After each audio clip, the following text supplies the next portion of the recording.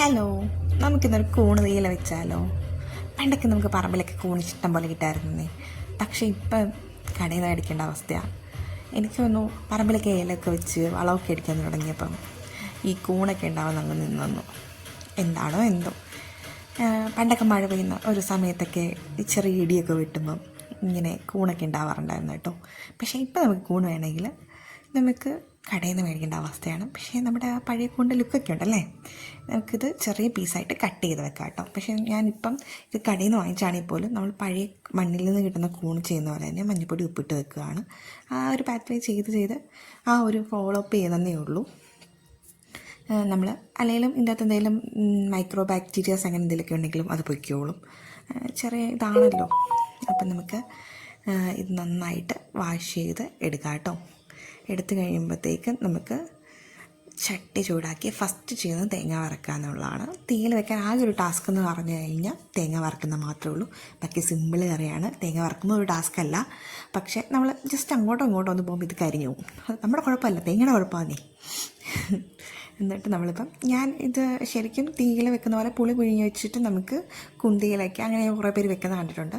പക്ഷേ അങ്ങനെയല്ല, വീഡിയോസിലാണെങ്കിൽ പോലും കണ്ടിട്ടുണ്ട്. പക്ഷേ ഇത് എനിക്കൊരു സൈഡ് ഡിഷായിട്ട് അല്ലെങ്കിൽ ചോറല്ല, നമ്മുടെ എന്താ പറയുക, ഗീ റൈസ്, വെജിറ്റേറിയൻസിന് അങ്ങനൊരു നോൺ വെജ് ഫീൽ കൊണ്ടുവന്നിരുന്ന രീതിക്ക് ഈ കറി വെക്കാനായി ആ രീതിക്കാണ് ഞാൻ ചെയ്യുന്നത്. അപ്പോൾ ഇതിൻ്റെ അകത്തേക്ക് പെരുംജീരകവും മസാല, നമ്മുടെ ഗരം മസാലയും ഞാൻ ആഡ് ചെയ്യുന്നുണ്ട്. അത് ഞാൻ എൻ്റെ ഒരു ഇതിൽ ആഡ് ചെയ്യുന്നതാണ്. നിങ്ങൾക്ക് സ്കിപ്പ് ചെയ്യാൻ വേണം, അല്ലാണ്ടും വെക്കാം. ഇങ്ങനെ വെക്കുകയാണെങ്കിൽ കുറച്ചുകൂടെ ടേസ്റ്റ് ആട്ടോ. നമുക്ക് നമ്മുടെ ഇഷ്ടമാണല്ലോ കുക്കിംഗ് ചെയ്ത രീതിക്ക് നമ്മുടെ ഒരു ഫ്ലേവറിനനുസരിച്ച് ചെയ്യാവുന്നതാണല്ലോ. ഓക്കെ, അതിനകത്ത് ഞാൻ മല്ലിപ്പൊടിയും മുളക് പൊടി ഇട്ടായിരുന്നു കേട്ടോ. പിന്നെ ഞാനിപ്പോൾ ആഡ് ചെയ്തത് ഗരം മസാല കേട്ടോ.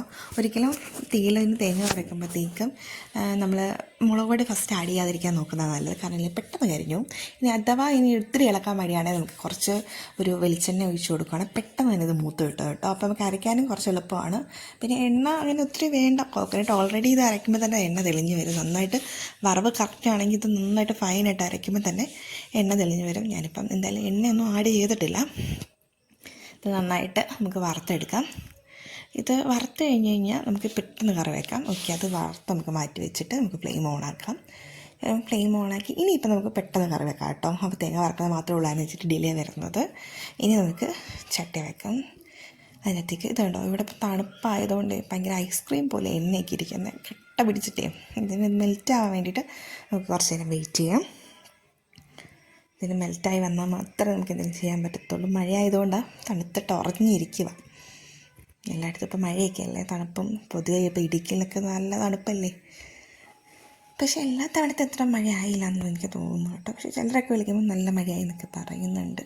പക്ഷേ എനിക്ക് നമ്മളിവിടെ ആ ഒരു ഇതിലേക്ക് വരുന്നുള്ളൂ. നമുക്ക് കറിയിലോട്ട് വരാം. എനിക്കിപ്പം ഇതിൻ്റെ അകത്തേക്ക് കടുക് ഇട്ട് കൊടുത്തിട്ടുണ്ട്. കടുകൊന്ന് സെറ്റായിട്ട് പൊട്ടട്ടെ. കടുക് പൊട്ടി വരുമ്പോഴത്തേക്കും നമുക്ക് ചേർക്കാനുള്ളതെല്ലാം നമുക്ക് അടുത്തേക്ക് നീക്കി വെക്കാം കേട്ടോ.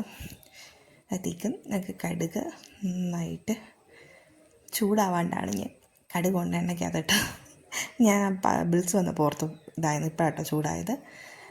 നന്നായിട്ട് ചൂടായി. പച്ചമുളക് ഡയറക്റ്റ് ഇട്ടോ. ഒരിക്കലും കീറാതെ പച്ചമുളക് ഇടരുത്, പൊട്ടിത്തെറിക്കുക. അറിയാണ്ട് വരണം.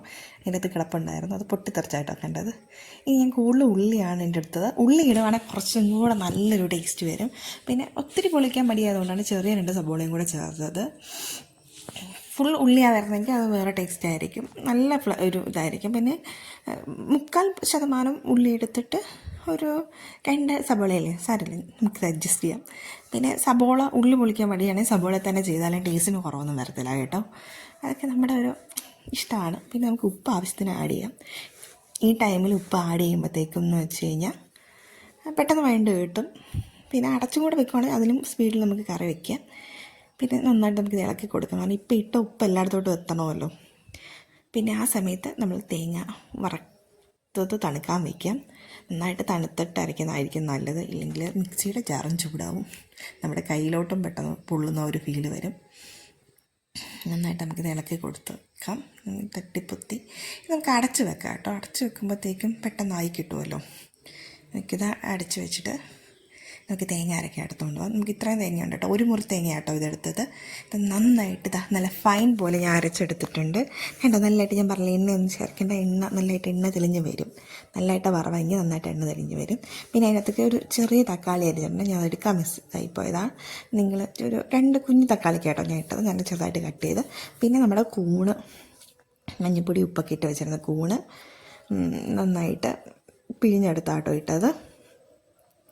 ഇതിട്ടിട്ട് നന്നായിട്ട് മിക്സാക്കി കൊടുക്കണം. നന്നായിട്ട് മിക്സാക്കി കൊടുത്ത് കഴിയുമ്പോഴത്തേക്ക് എല്ലായിടത്തും പറ്റും. പിന്നെ കൂണിന് പൊതുവെ വെള്ളമുണ്ട് കേട്ടോ, ആരും കൂണിനകത്ത് വെള്ളം ഒഴിക്കേണ്ട ആവശ്യമില്ല. ഇപ്പം നമ്മൾ മെഴുക്കുവരട്ടിയാണ് വെക്കുന്നതെങ്കിൽ പോലും ഇങ്ങനെ തന്നെ അടച്ച് വെച്ചാൽ മതി, വെള്ളം ഒഴിച്ച് വേവിക്കും ഒന്നും വേണ്ട. കൂണിന് വേവ് കൂടുതലുണ്ടെന്നൊക്കെ ഞാനിങ്ങനെ പറഞ്ഞു കേട്ടിട്ടുണ്ട്. പക്ഷേ വേവ് ഉണ്ടെങ്കിൽ പോലും കൂണിനകത്തുനിന്ന് വെള്ളം ഇറങ്ങും. അപ്പം ആ വെള്ളത്തിൽ നിന്ന് വേവും. നമ്മൾ പിന്നെ വെള്ളം ഒഴിച്ച് കഴിഞ്ഞാൽ ഈ കൂണിൻ്റെ ടേസ്റ്റ് മാറി വേറെ എന്തൊക്കെയോ ടേസ്റ്റായി പോവും. അതുകൊണ്ടാട്ടോ. ഇപ്പം നന്നായിട്ട് ഇതും കൂടെ മിക്സാക്കാം. ഇത് വേണേൽ ഇങ്ങനെ അടച്ച് വെച്ചിട്ട് നമുക്കൊരു മെഴുക്കുവരട്ടി പോലെ കുറച്ച് ചിക്കൻ മസാലയൊക്കെ ഇട്ടെടുക്കുകയാണെങ്കിൽ ഇതൊരു മെഴുക്കുവരട്ടിയായിട്ട് നമുക്ക് എടുക്കാം കേട്ടോ. പക്ഷേ നമ്മൾ കറിയിൽ നിന്ന് തിന്നി മാറുന്നു. നമ്മൾ തീയലല്ലേ ഉണ്ടാക്കുന്നത്. ഞാൻ ഒരു കറിയിൽ തന്നെ പല കറികൾ പറഞ്ഞു തരും, കണ്ടോണം.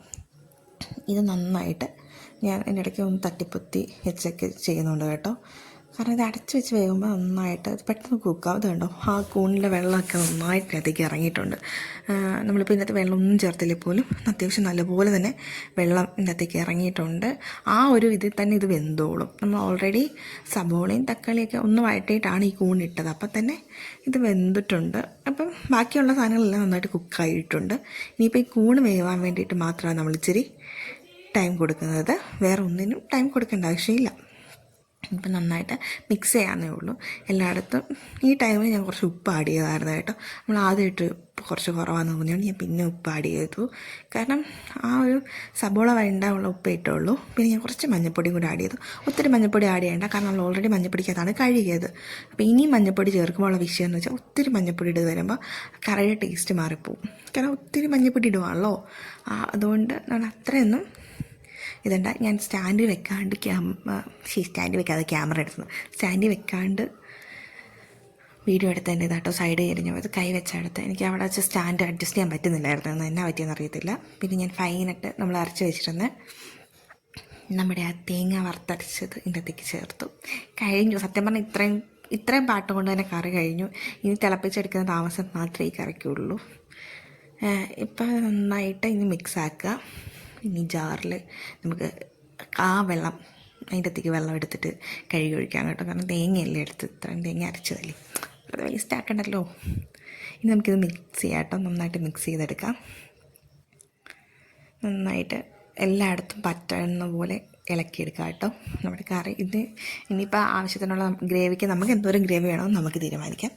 ആ ഗ്രേവിക്കുള്ള വെള്ളം ഒഴിച്ച് കറി തിള വന്നു കഴിഞ്ഞാൽ ഓഫാക്കിയ കറി കഴിഞ്ഞു. സിമ്പിൾ കറിയല്ലേ, തീയൽ അങ്ങനെയൊക്കെ പറയുന്ന ഹൈപ്പ് മാത്രമേ ഉള്ളൂ.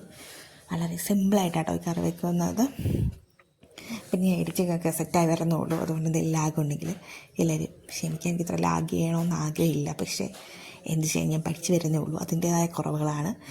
നിങ്ങൾക്ക് കുക്കിംഗ് വീഡിയോസ് ഇഷ്ടപ്പെടുകയാണെങ്കിൽ നമ്മുടെ ചാനലൊന്ന് സബ്സ്ക്രൈബ് ചെയ്ത് ഒന്ന് സപ്പോർട്ട് ചെയ്യണേ. പിന്നെ നമുക്കിത് അടച്ച് വെച്ച് വേവിക്കാം. എപ്പോഴും കറികൾ അടച്ച് വെച്ച് വേവിക്കുന്നതല്ല കേട്ടോ.